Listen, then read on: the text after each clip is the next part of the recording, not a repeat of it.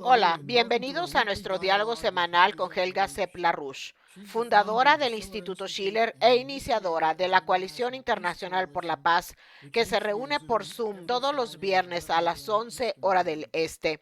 Pueden enviar sus preguntas o comentarios por correo electrónico a questions@schillerinstitute.org o publicarlos en la página de chat de YouTube. Helga, estamos presenciando acontecimientos diplomáticos muy importantes en Asia que reflejan la orientación política de la paz a través del desarrollo, que ha sido el pilar del compromiso organizativo del movimiento de la RUSH durante las últimas 5 décadas. Al mismo tiempo, vemos el peligro de una escalada militar proveniente de Occidente desde Gaza hasta Europa Central y el Caribe. Podemos abordar las medidas estratégicas positivas y peligrosas en un momento. Comencemos, en cambio, con el sorprendente acontecimiento desde una perspectiva más amplia. Con los avances positivos, el Papa León XIV mencionó a uno de tus filósofos favoritos, el cardenal Nicolás de Cusa. ¿Cuál es la importancia de la intervención del Papa?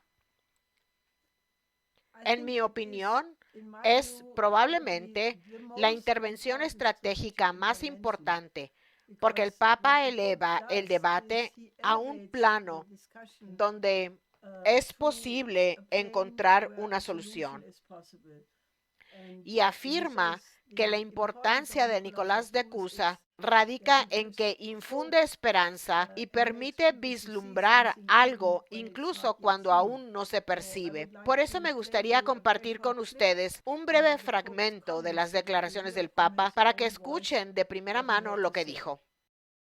Como peregrinos de la esperanza, debemos contemplar nuestros tiempos turbulentos a la luz de la resurrección. Nicolás de Cusa, el cardenal del siglo XV, también vivió en una época convulsa, marcada por graves divisiones espirituales. A pesar de las tensiones, Nicolás tenía esperanza en lo que no podía ver y confiaba en que Dios encontraría la unidad. Nosotros también podemos aprender de Nicolás de Cusa. Cuando no sepamos las respuestas, recordemos al resucitado y pidámosle que nos guíe paso a paso por el camino de la esperanza. Bien, también en otro momento de su sermón, pronunciado en el contexto de la celebración del jubileo y no desde el círculo íntimo de la iglesia, sino ante miles de personas en la plaza de San Pedro en Roma. Así pues, puso en primer plano dentro de la iglesia el enfoque de Cusa para encontrar soluciones. Y esto es importante para cualquiera que haya estudiado el tema, como yo lo he hecho desde los 70s, porque Nicolás de Cusa era de Cues, concretamente de Bernkastel-Kues, que está a media hora de mi ciudad natal, Treveris. Así que tuve la fortuna de conocer a Nicolás de Cusa relativamente pronto, incluso antes de que fuera tan conocido como ahora. Pero creo que el Papa también dice que aún no es muy conocido, aunque estoy segura de que su mención catalizará un renacimiento de Cusanus. Ese es su nombre en latín en todo el mundo. Y creo que esta es la intervención más esperada y deseada que podría imaginar, porque de las muchas cosas que se pueden decir sobre Nicolás de Cusa, creo que una de sus concepciones más importantes, si no la más importante, es la noción que desarrolló llamada la coincidencia oppositorum, la coincidencia de los opuestos. Y era muy consciente de ello cuando lo escribió, porque dijo, voy a escribir sobre algo que ningún ser humano ha pensado antes que yo. Y era muy consciente de que estaba revolucionando un método de pensamiento, concretamente que esto era una contraposición total a la idea aristotélica de que los conflictos siempre se definen porque algo es A o B y que A nunca puede ser B y que siempre existirá la contradicción de la crisis y los problemas que luchan por avanzar. Así pues, lo rechazó y dijo, no, lo que distingue al hombre del animal es su capacidad de razonamiento. Estoy resumiendo ahora varios de sus argumentos en uno, que está dotado de lo que él llama una vis creativa, un poder creativo que le permite encontrar siempre al uno superior, que posee un poder y una magnitud superiores a los muchos y por lo tanto constituye un plano donde se pueden resolver todos los conflictos. Ahora bien, si se estudian los distintos escritos de Cusa, resulta evidente que, para él, el uno siempre se encuentra en Dios. Sin embargo, se trata de un método para superar la tendencia de la mente humana a aferrarse a los hechos o a la experiencia sensorial y para desarrollar ese poder creativo que permite concebir algo nuevo. En De Visione Dei, otro de sus escritos, uno muy bello, desarrolla el concepto de la coincidencia de los opuestos, llegando incluso a afirmar que es como si uno tuviera que saltar mentalmente un muro para comprender ese uno superior de la coincidencia de los opuestos. Es un método de pensamiento que permite no quedarse atascado en los detalles pequeños de uno u otro problema, sino entrenar la mente para pensar en lo uno.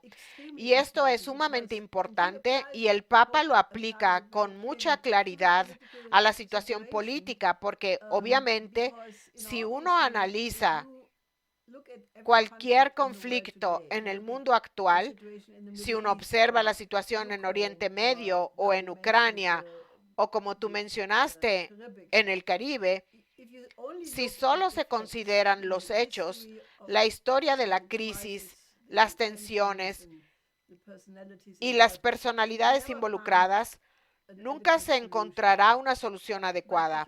Pero si se parte de la perspectiva opuesta, si se piensa en el uno primero y en este caso en la humanidad como un todo, aquello que nos une a todos, y luego desde esa perspectiva elevada se analiza la crisis concreta, siempre se puede encontrar una solución.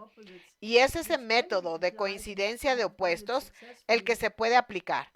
Y yo misma lo he hecho con éxito en varias ocasiones a lo largo de mi vida.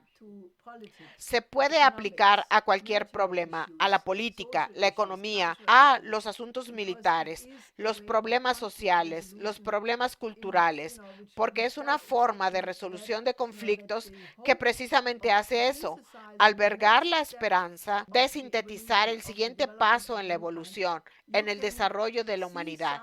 Se puede vislumbrar algo que aún no existe, pero que puede ser logrado por personas de buena voluntad mediante esfuerzos concertados. Esta es, pues, una intervención muy interesante y solo quiero comentar brevemente otras ideas importantes sobre por qué Nicolás de Cusa, el cardenal del siglo XV, es tan importante. Pues bien, fue cardenal, participó en el Concilio de Basilea, donde escribió con motivo de esa ocasión una obra muy importante, su primera gran obra titulada De Concordancia Católica. En el tercer volumen de su obra desarrolla por primera vez el esbozo teórico de un Estado nacional soberano mediante el concepto de sistema representativo. En este sistema, los representantes electos son responsables de dar cuenta ante el gobierno y los gobernados y mantienen una relación jurídica recíproca con ambas partes. Este fue el principio del republicanismo.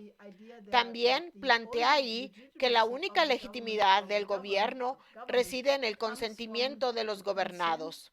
Esta idea fue revolucionaria, ya que hasta el siglo XV todas las formas de gobierno eran oligárquicas, donde los gobernantes no se preocupaban por el consentimiento de los gobernados. Por lo tanto, representó un avance revolucionario. Naturalmente, también afirmó que el gobierno debía ser asesorado por un consejo de los más sabios. En cierto sentido, podría decirse que esta fue la primera vez que se mencionó algo parecido a la meritocracia. Esto es de suma importancia, pues el Estado Nacional Soberano fue y sigue siendo uno de los mayores logros de la civilización europea. Creo que el concepto mismo de la capacidad del individuo para participar en el gobierno a través del sistema representativo ha sido una contribución única, en este caso de un cardenal alemán que fue el fundador del Estado Nacional. También fue el fundador de la ciencia moderna y de muchas otras ideas brillantes, como por ejemplo que la armonía del macrocosmos solo puede darse si se logra el mejor desarrollo posible de todos los microcosmos y si cada microcosmos considera que es de su propio interés promover el mejor interés del otro microcosmos. Ahora bien, aplicado al Estado Nacional, esto significa que la armonía mundial solo puede darse si existe un sistema donde todas las naciones puedan desarrollar todo su potencial y colaborar por el bien común de toda la humanidad. Estas son ideas increíblemente revolucionarias en el siglo XV y que el Papa ahora haga una referencia tan importante a Cusanus, solo puedo decir que me hizo muy feliz porque en primer lugar, en la historia de la Iglesia, la facción aristotélica representada en el Concilio de Trento puso a Nicolás en el índice y se refirió a una declaración de un aristotélico de su época llamado Johannes Benck, que lo había acusado poco después de que Nicolás escribiera De Docta Ignorancia, de herejía. Nicolás descubrió esta crítica varios años después y escribió una respuesta llamada Apología Doctae Ignorantiae, en la que dice, ¡ja! Ahora la secta aristotélica ha demostrado su incompetencia. Uso mis propias palabras porque no entienden nada, porque están arrastrándose por el suelo con la nariz metida en el fango. Uso mis propias palabras para caracterizar sus palabras. Contrasta esto con la visión platónica, donde es como si uno estuviera en una torre alta, mirando hacia abajo y ve la casa, el cazador, el cazado y el proceso de cazar, todo como un proceso dinámico. Y eso en efecto va en la misma dirección que la coincidencia de los opuestos. Siempre se observa un problema desde arriba. Podría extenderme mucho más porque me entusiasma este tema, porque su importancia para la Iglesia es enorme, porque esta es la mejor tradición de la historia de la Iglesia que cobra tanta relevancia, y esto no es una cuestión académica, sino que se da en el contexto en el que el Papa también, en otra reunión de las religiones y las culturas, en una reunión de oración organizada por la comunidad de San Edigio, pocos días después, criticó duramente a quienes abogan por la guerra. Afirmó que quienes la promueven deberán rendir cuentas ante Dios, que la política debe centrarse en la búsqueda de la paz. Descartó la guerra y atacó con dureza a quienes no buscan soluciones. Por lo tanto, creo que si la Iglesia Católica, con más de 1,000 millones de fieles en todo el mundo, se involucrara, podría ser una intervención revolucionaria. En esta reunión de San Edigio también estuvieron presentes representantes de otras religiones, musulmanes, hindúes, budistas, judíos y muchos más. Así pues, podría convertirse en una intervención de las grandes religiones en la peligrosa situación política actual. Si ustedes nos están escuchando, les pido que difundan este mensaje a su sacerdote, su rabino, su imán, con quien quiera que estén vinculados e inicien un diálogo sobre la paz. Creo que sería lo más importante. Helga, es evidente que algunos oyentes comparten tu entusiasmo. No sé si lo saben, pero probablemente seas una de las pocas personas que ha mantenido viva la importancia de Nicolás de Cusa en tus escritos. Pueden consultar a EIR y a otras publicaciones para ver lo que has dicho sobre este tema a lo largo de los años. Ahora, este es un comentario de John O'Malley. Dijo, al leer Campaigner, EIR y otros escritos del Instituto Schiller, Nicolás de Cusa ha sido mencionado, citado y comentado miles de veces. Es muy profético, escribió. Hay quienes tienen una perspectiva ligeramente diferente. Déjame plantearte esto porque estoy seguro de que tendrás una buena respuesta. ¿Cómo respondes a quienes dicen que es demasiado complicado introducir la filosofía en estos debates y a otros que dicen que desconfían de los motivos del Vaticano? He recibido ambos comentarios, el de simplifica las cosas, estúpido, y el de mantén al Vaticano al margen. ¿Cómo abordas estas preocupaciones? Bueno, ojalá tuviéramos un poco más de complejidad en el diálogo político, porque cuando uno escucha a algunos políticos hoy en día, son tan planos, tan bidimensionales, con una visión tan limitada, sin ninguna esperanza,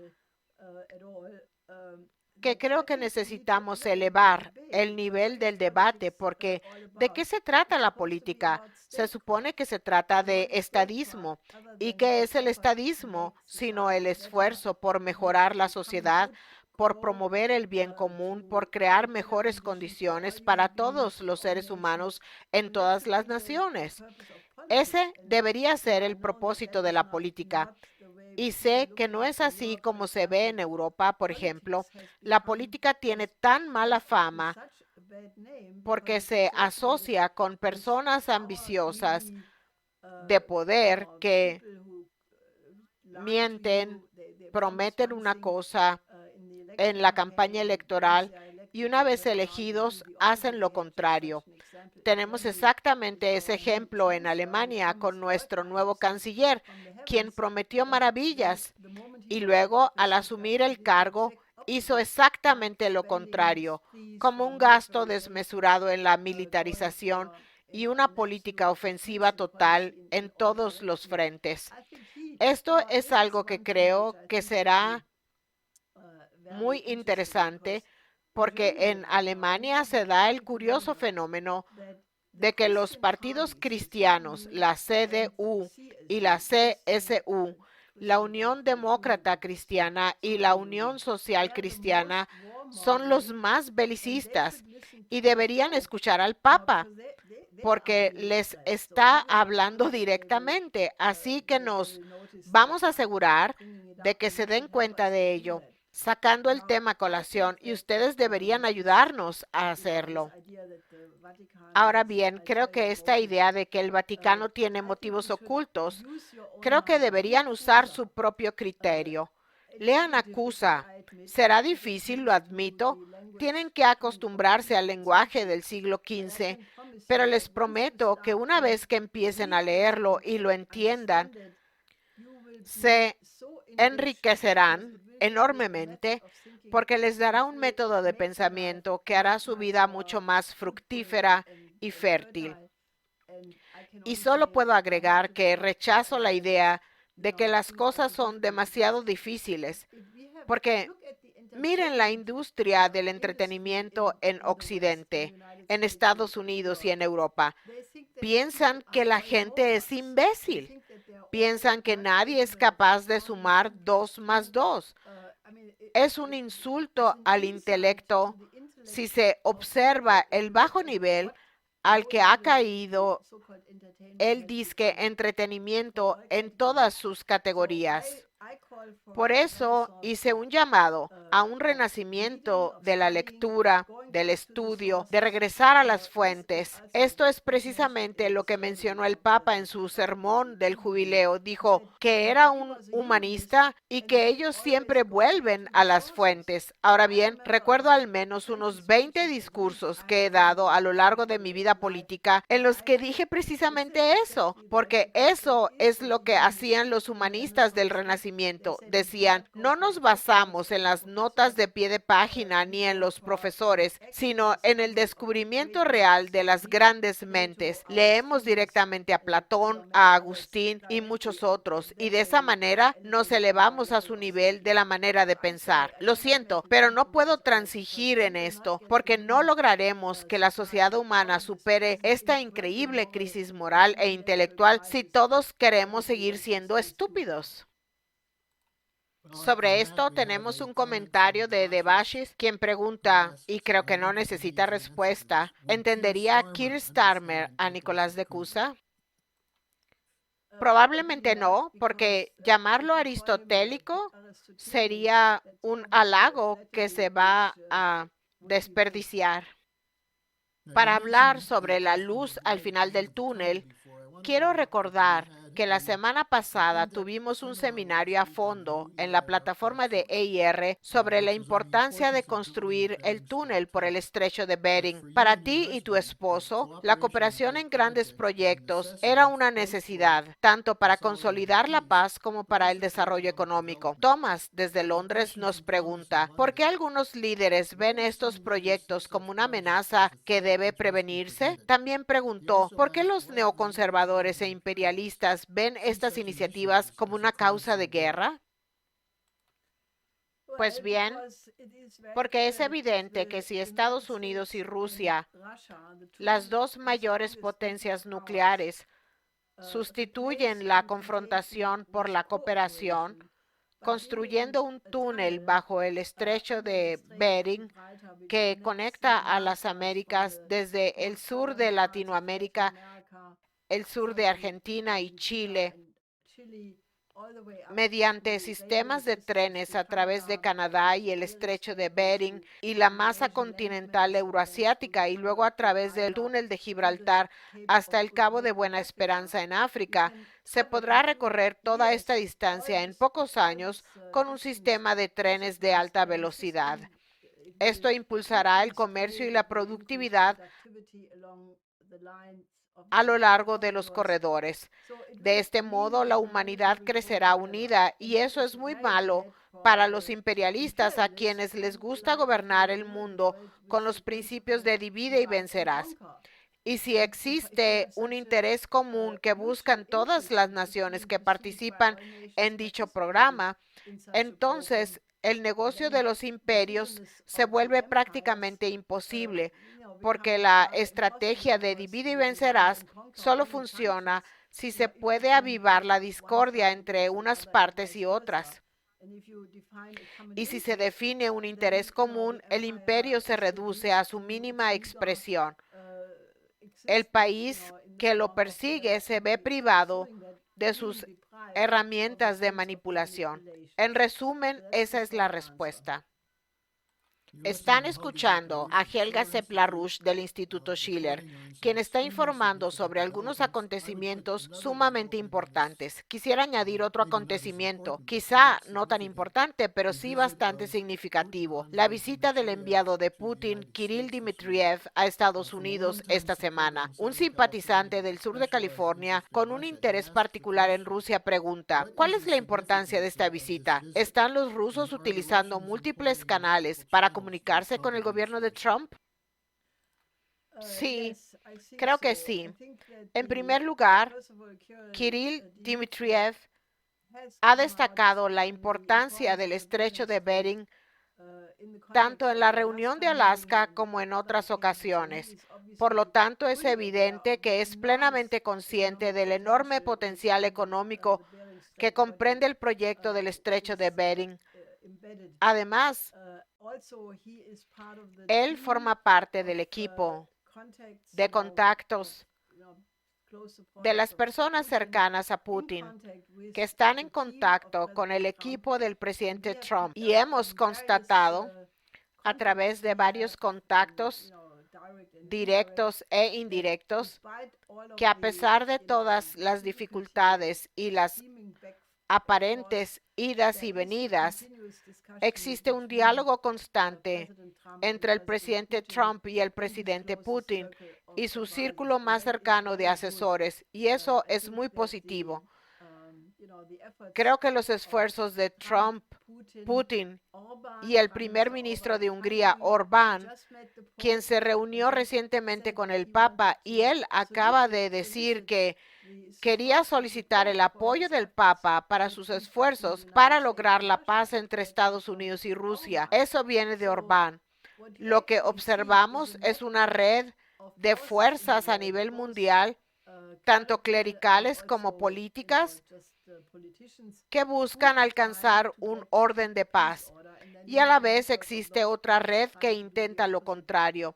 Y creo que, dado que recibo cada vez más informes de Bruselas, de Estrasburgo, el Parlamento Europeo y los círculos políticos en Berlín, la histeria de la clase política contra Rusia está alcanzando niveles críticos con la militarización, el enfrentamiento de los jóvenes para ser reclutados en el ejército, etcétera. El ambiente es absolutamente histérico. Por lo tanto, creo que cuanto más claramente se exprese la voz de la paz, más importante será. Y si se están llevando a cabo estas conversaciones extraoficiales, el mundo entero debería alegrarse. Lo que acabas de decir sobre Bruselas y Estrasburgo, uno de mis contactos, que es miembro del Parlamento Europeo, me comentó que cree que han dejado fuera una cosa del presupuesto de adquisiciones militares, la necesidad de camisas de fuerza para contener a algunos de los miembros del Parlamento Europeo y de la Unión Europea. Tenía dos preguntas más para ti, Helga. La primera es sobre esta ofensiva bélica. ¿Cómo justifica el gobierno de Trump la escalada de ataques contra las pequeñas embarcaciones en el Caribe? ¿Podemos esperar más diplomacia de las cañoneras y posibles golpes de Estado para hacer cambios de régimen en las Américas? ¿Refleja esto un cambio en los intereses económicos de Estados Unidos hacia América, similar a la intervención del secretario del Tesoro Bessent en Argentina? Me temo que eso es lo que subyace a la nueva doctrina estratégica estadounidense centrada en el hemisferio occidental. Y creo que el verdadero objetivo, no sé si Trump está personalmente involucrado o si se trata simplemente del ambiente en su gabinete, que no comparte su mentalidad, por decirlo menos, es expulsar a China del hemisferio occidental. Creo que, lamentablemente, volviendo al pasado, la primera vez que esto se manifestó de forma tan contundente fue en las doctrinas de seguridad de 2017 a 2018, donde se caracterizaba a China como el rival, el enemigo sistémico y adversario, entre otras cosas. Y creo que esto es consecuencia de la doctrina geopolítica, la doctrina Wolfowitz, en una nueva formulación que establecía que Estados Unidos no debía permitir que ningún país ni ninguna alianza de países superara jamás su poderío económico, militar o político, lo cual naturalmente ya es completamente obsoleto, porque la idea de que Estados Unidos siga siendo la única superpotencia es históricamente totalmente imposible. Ningún país del mundo ha sido el número uno para siempre. Mientras tanto, gracias al gigantesco auge económico de China, un gran logro para la civilización, no hay que temerle, ya que ha traído enormes beneficios. ¿En qué situación estaría la economía si China no hubiera vivido un crecimiento económico como el de los últimos 30 o 40 años? tendríamos una situación económica desastrosa. La pobreza en el mundo entero sería muchísimo peor porque China no solo sacó de la pobreza a 850 millones de sus ciudadanos, sino que, según la Organización Mundial del Comercio, el Banco Mundial y otras estadísticas, desempeñó el papel más importante en la reducción de la pobreza a nivel mundial. Por lo tanto, me preocupa que este esfuerzo contra Venezuela y de hecho contra cualquier país que se proponga colaborar con el BRICS genere un antagonismo potencialmente catastrófico. Si no se detiene, provocará una oleada masiva de refugiados que intentarán llegar a Estados Unidos simplemente porque las condiciones de vida en muchos países latinoamericanos se verán gravemente afectadas. Así pues, solo espero que la reunión que se acaba de celebrar entre el presidente Trump y el presidente Lula en el marco de la reunión de la ASEAN en Kuala Lumpur haya contribuido a avanzar en este sentido. Mañana, el presidente Trump se reunirá con el presidente Xi Jinping en Corea del Sur.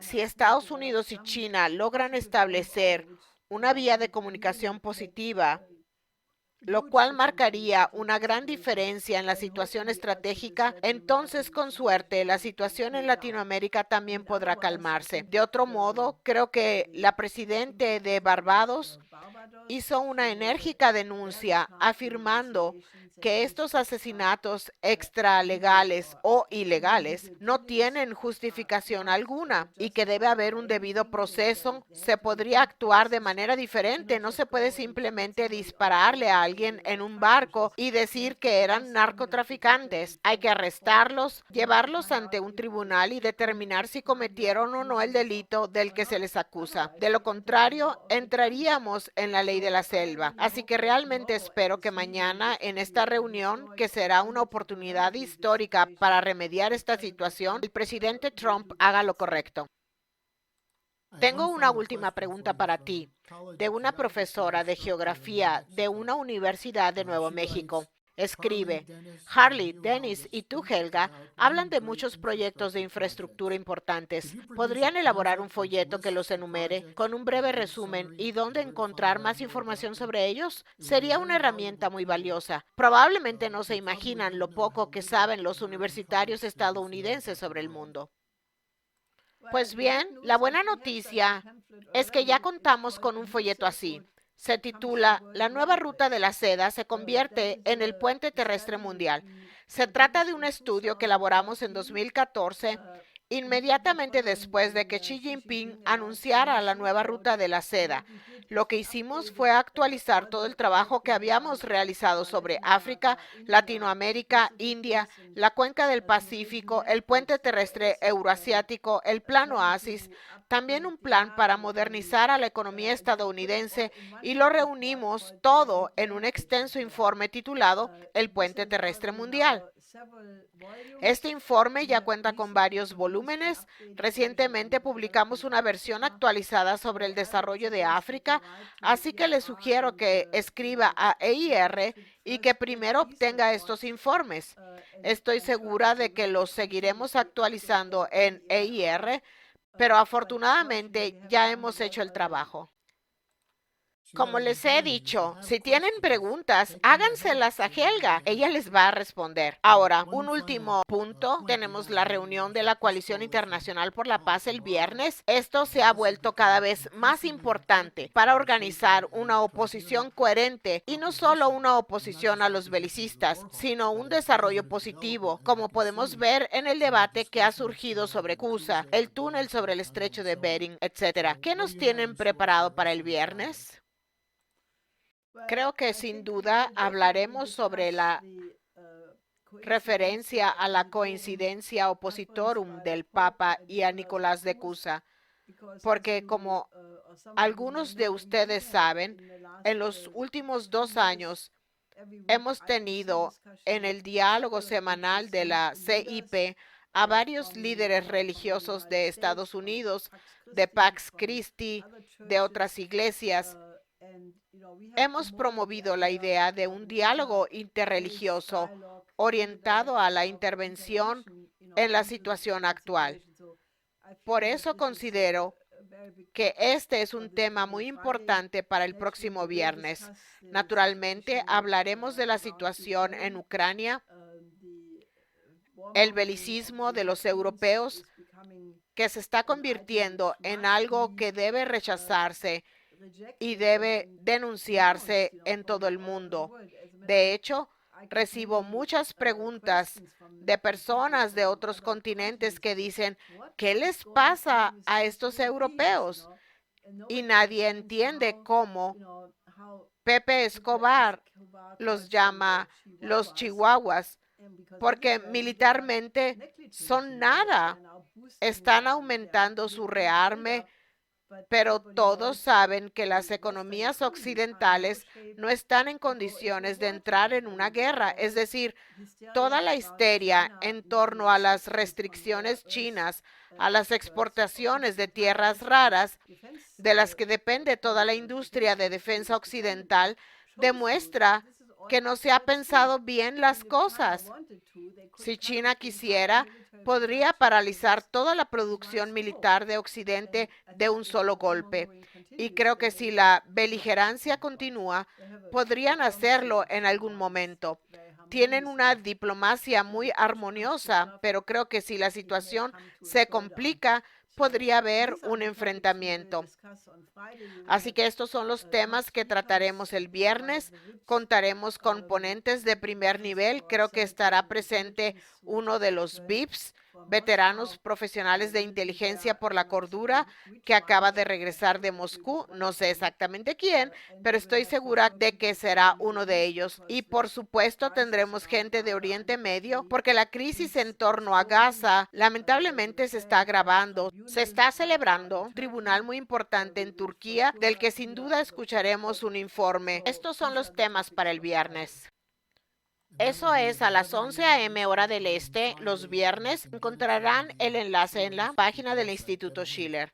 Helga, gracias. Sé que ha sido un momento muy emocionante para ti y estoy seguro de que quienes investiguen el tema descubrirán algo sobre su propia necesidad de la dulzura de la verdad, como la has llamado.